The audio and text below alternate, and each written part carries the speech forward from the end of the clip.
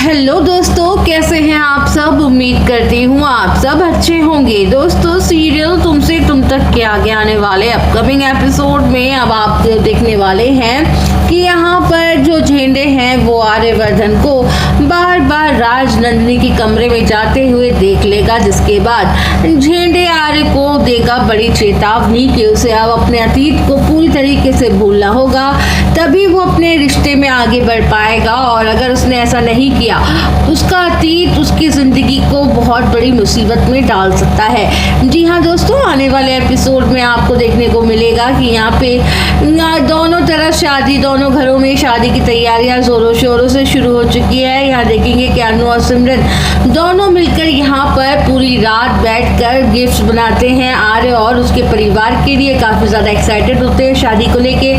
अपनी फैमिली के लिए यहाँ पे वो गिफ्ट बनाती है वो अपने हाथों से। तो यहाँ पे पुष्पा कहती है कि अच्छी सी नींद आ गई ना, तो सिमरन कहती है कि इसे नींद कहाँ आएगी, वो उन लोगों के लिए पूरी रात जगकर गिफ्ट बना रही थी। तो अपने ससुराल वालों को ये इम्प्रेस करने के तरीके इसको आ ही गए हैं, उनके लिए इसने बहुत ही अच्छे अच्छे गिफ्ट्स बनाए हैं। तो यहाँ पे पुष्पा कहती है कि हाँ, अन्नू बिल्कुल सही कर रही है, उससे ये सब करना चाहिए।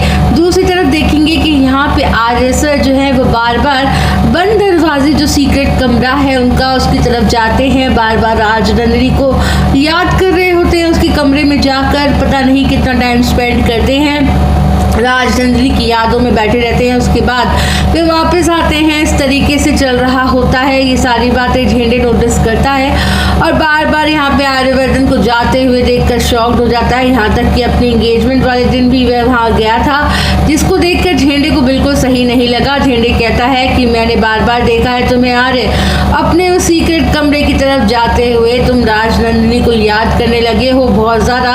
अब तुम्हें ये सब करना बंद करना पड़ेगा, क्योंकि तुम्हारी शादी अब अन्नू से हो रही है और अन्नू से शादी करने के बाद तुम्हें अपना अतीत पूरी तरीके से भूलना पड़ेगा। तुम राजनंदिनी को भूल जाओ, नहीं तो ये बहुत बड़ी प्रॉब्लम हो सकती है। अगर अन्नू को पता चला ना कि तुम अब भी राजनंदिनी के बारे में सोचते हो, उसको याद करते हो, उसे बुरा लगेगा, क्योंकि तुम अभी भी राजनंदिनी को याद कर रहे हो। आर्य सर कहते हैं कि मैं ऐसा नहीं करूँगा, पर मैं राजनंदिनी को नहीं भूल पाऊँगा, उसे कैसे कैसे भूलूँ, मेरे दिल में वो रहती है। और आर्य सर यहाँ पे राजनंदिनी के बारे में ऐसे कहते हैं जिसे सुनकर झेंडे को अच्छा नहीं लगता है, और वो कहता है कि तुम्हारी शादी में बहुत प्रॉब्लम आएगी, तुम्हें ये सब छोड़ना होगा। फिर यहाँ पर झेंडे चला जाता है। उसके बाद आर्य सर यहाँ पे राजनंदिनी के बारे में सोच रहे होते हैं कि कैसे उसके साथ राजनंदिनी से प्यार हुआ था, कैसे उससे शादी हुई थी, सब कुछ जो टाइम स्पेंड किया करते थे, क्या करती थी उनके लिए स्पेशल करने के लिए।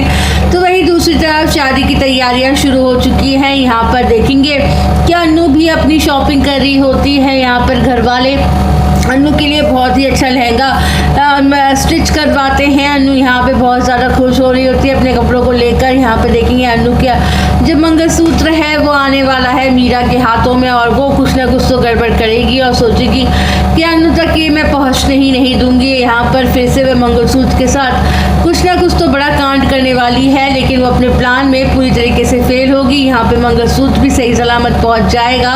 दूसरी तरफ देखेंगे कि मानसी यहाँ पे प्लान बना रही है कि आर्य सर की जो शेरवानी है उसने उसका गलत नाप तो है वो थमा दिया है पुष्पा के हाथों पे। यहाँ पे वो देखेंगे कि शर्मा जी सही तरीके से शेरवानी सिलेंगे और आर्य सर को आसानी से वो फिट भी आ जाएगी। अब यहाँ पे देखेंगे कि जब शादी की तैयारियां चल रही होती हैं, अनु यहाँ पे एक्साइटेड है, बहुत इमोशनल भी होती है। अपने मम्मी पापा को छोड़ के जाने का उसको काफ़ी ज़्यादा दुख हो रहा होता है, अपने मम्मी पापा को मिस करेगी, वो कहती हुई नजर आएगी। वहीं दूसरी तरफ देखेंगे आर्य सर एक शादी करने के लिए बहुत ज़्यादा एक्साइटेड। दूसरी तरफ यहाँ पे बार बार राजनंदिनी को सोच रहे हैं और उन्हें बार बार फ्लैशबैक भी आ रहे हैं, उन्हें शादी के टाइम जो उनके साथ हुआ था यहाँ पे। और यहाँ जगह जगह किसी को नहीं देख पा रहे हैं, लेकिन यहाँ पे अन्नू शादी करते हुए और अन्नू को वो प्यार भी करेंगे और वो राजनंदिनी के लिए एक अलग सी जगह अपने दिल में रखते हैं दिखाई देंगे। और यहाँ पर भी गायत्री माँ भी उसे बराबर फील कराएंगी कि अन्नू में उनको अपनी बेटी राजनंदिनी नजर आने लग गई है। और ये सब राजनंदिनी के फ्लैशबैक भी उसे दिखाई देते हैं। राजनंदिनी बहुत ज़्यादा वह परेशान हो जाएगी। अब बार बार देखना इंटरेस्टिंग होगा कि दोस्तों आखिर शादी के बाद अन्नू का क्या होने वाला है।